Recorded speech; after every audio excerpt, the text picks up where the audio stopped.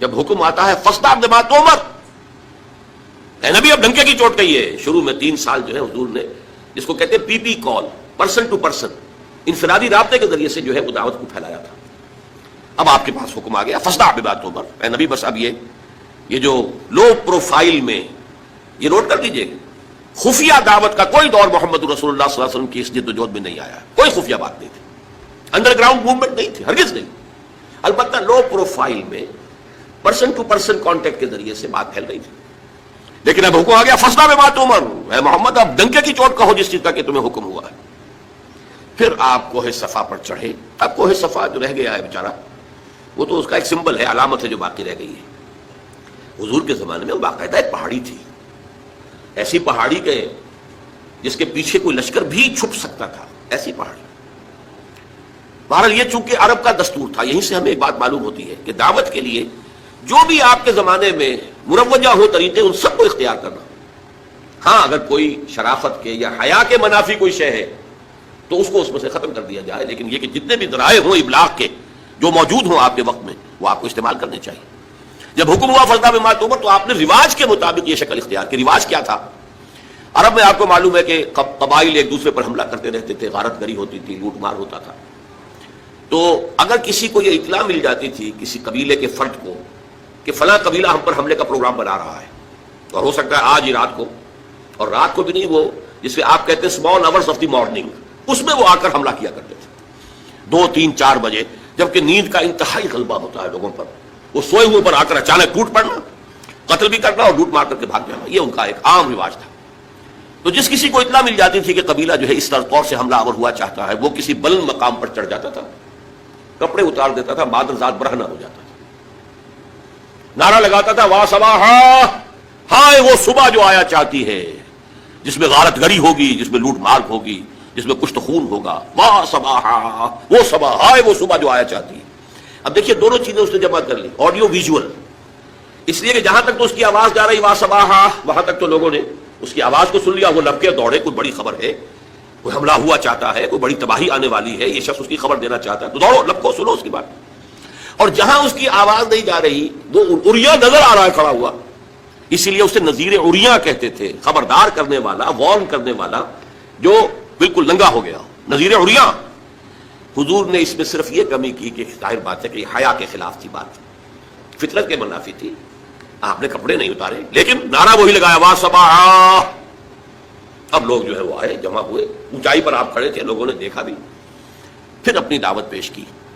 اور آپ کے علم میں ہے یہ واقعات تو سب جانے بوجھے ہیں کہ اس مجمع میں سے سگا چچا بولتا ہے تبا لکا لہذا جمعتنا، تمہارے لیے ہلاکت اور بربادی ہو. کیا تم نے اس کام کے لیے ہمیں جمع کیا تھا؟ ہم سمجھے تھے کوئی واقعی خبر تم دینے والے ہو، تم کوئی بات بتانے والے. اور نوٹ کیجیے جو میں نے عرض کیا تھا وہ پہاڑی کتنی بڑی تھی کہ حضور نے پہلے یہ کہا کہ لوگوں اگر میں تمہیں یہ خبر دوں کہ اس پہاڑی کے پیچھے دشمن کا لشکر ہے جو تم پر ٹوٹ پڑنا چاہتا ہے تو میری بات مانو گے کہ نہیں؟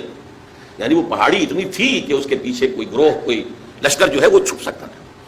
انہوں نے کہا ضرور، ایک تو اس لیے کہ آپ بلندی کے مقام پر پہاڑی پر کھڑے ہیں، پہاڑ کے دونوں طرف دیکھ رہے ہیں، اور دوسرے یہ کہ آپ نے تو کبھی جھوٹ بولا ہی نہیں، آپ صادق الامین ہیں. یہ پہلے گواہی لے کر آپ نے بات کی ہے اپنی.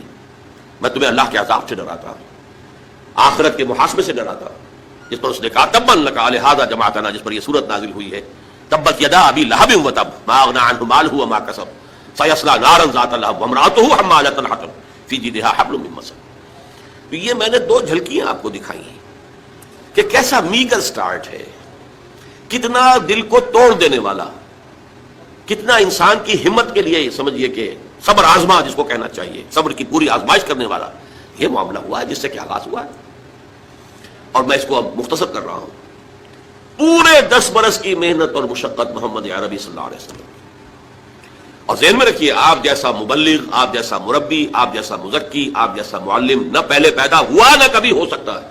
امتناع نظیر، حضور کی نظیر محال مطلق ہے. بلکہ ہمارے ہاں بعض علماء کا اور ایک خاص مکتب فکر کا تو یہ موقف ہے کہ خود اللہ بھی اس پر قادر نہیں ہے کہ کوئی دوسرا محمد پیدا کر سکے. بہرحال یہ ایک نزاعی اور اختلافی مسئلہ ہے، لیکن اس میں تو کوئی شک نہیں کہ نتیجے کے اعتبار سے تو بات صحیح ہے، حضور کی کوئی نظیر نہ ہوئی ہے نہ ہوگی. لیکن آپ کی 10 برس کی محنت شاقہ، 10 برس کی محنت شاقہ، 10 برس کی شب و روز کی محنت، جس میں دن میں آپ کی مشقت ہے، ان لک فی النہار سبحا طویلا، دن کے اوقات میں آپ گھوم رہے ہیں، اسٹریٹ پریچنگ کر رہے ہیں، اس کے پاس جا رہے ہیں، اس کے گھر پر دستک دے رہے ہیں، رات کو قم اللیل الا قلیلا نصفہ او انقص منہ قلیلا او زد علیہ ورتل القرآن ترتیلا. دن میں لوگوں کو دعوت دے رہے ہیں تو رات کو کھڑے ہو کر جھولی پھیلا کر اللہ سے دعا کر رہے ہیں، پروردگار عمر بن الخطاب اور عمرو بن حشام میں سے کسی ایک کو تو میری جھولی میں ڈال دیں. یہ شب و روز کی محنت شاقہ محمد عربی صلی اللہ علیہ وسلم کی، اور 10 برس کی، اور اس کا نتیجہ زیادہ سے زیادہ 125 یا اور بہت زیادہ کریں گے تو 150 افراد آپ کے گرد جمع ہوئے.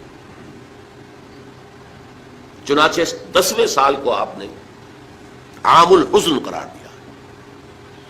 یہ جو 10 سال ہو گئے آغاز وحی کے بعد، یوں سمجھیے 610 عیسوی میں وحی کا آغاز ہوا، تو لگ بھگ 620 عیسوی کو حضور نے عام الحزن، اس لیے کہ اسی سن میں حضرت خدیجہ کا انتقال ہو گیا رضی اللہ تعالی عنہ، گھر میں دل جوئی کرنے والی ایک وفادار، وفاشار، محبت کرنے والی اہلیہ زوجہ محترمہ تھی، اب وہ بھی نہ رہی. ظاہر ہے کہ باہر سے آدمی تقدر لے کر آتا ہے، کسی نے پاگل کہہ دیا ہے، کسی نے مجنون کہہ دیا ہے، کسی نے شاعر کہہ دیا ہے، کسی نے کہہ دیا ہے یہ ہم پر دھونس جماتے ہیں، انہوں نے ایک عجمی غلام کو اپنے گھر کے اندر بند کر رکھا ہے، وہ بڑا عالم و فاضل ہے، تورات اور انجیل کا جاننے والا، اور وہ اس سے ڈکٹیشن لیتے ہیں، یاد کر کے پھر ہم پر آ کر دھونس جماتے ہیں کہ یہ میرے پر وہی آئی. اور حضور یہ سنتے تھے سب کچھ. قرآن مجید میں نقشہ کھینچا گیا ہے، آپ کا قلب انتہائی حساس تھا، یہ باتیں سن کر آپ کو رنج اور افسوس ہوتا تھا. وَلَقَدْ نَعْلَمُ أَنَّكَ يَضِيقُ صَدْرُكَ بِمَا يَقُولُونَ. اے نبی ہمیں خوب معلوم ہے، اللہ تعالیٰ فرما رہے ہیں، دل جوئی کے لیے فرما رہے ہیں، ہمیں خوب معلوم ہے کہ جو کچھ یہ لوگ کہہ رہے ہیں اس سے آپ کا سینہ بھینچتا ہے، تکدر پیدا ہوتا ہے، رنج ہوتا ہے، غم ہوتا ہے، افسوس ہوتا ہے. یہی وہ لوگ تھے جو میری راہ میں اپنی آنکھیں بچھاتے تھے، یہی وہ لوگ ہیں جو الصادق الامین کا خطاب مجھے دیتے تھے، تو مجھ سے انتہائی محبت کرنے والے لوگ. آج کوئی مجنون کہہ رہا ہے، کوئی پاگل کہہ رہا ہے، کوئی شاعر کہہ رہا ہے، کوئی ساحر کہہ رہا ہے، کوئی مسحور کہہ رہا ہے، کوئی کذاب کہہ رہا ہے. نقل کفر نہ باشے، ساحر کذاب الفاظ قرآن مجید میں آئے. یہ سب کچھ آپ سن کر گھر پر آتے تھے تو گھر پہ کوئی تسلی دینے والی تھی نہ ایک، لیکن اب وہ بھی نہ رہی. آپ کو معلوم ہے یہ واقعات بڑے اہم ہیں سیرت النبی کے. جب پہلی وحی آئی ہے اور حضور کے اوپر ایک دہشت کی کیفیت طاری تھی، عالم بشریت کا پہلا ہوا تھا معاملہ عالم ملکیت کے ساتھ.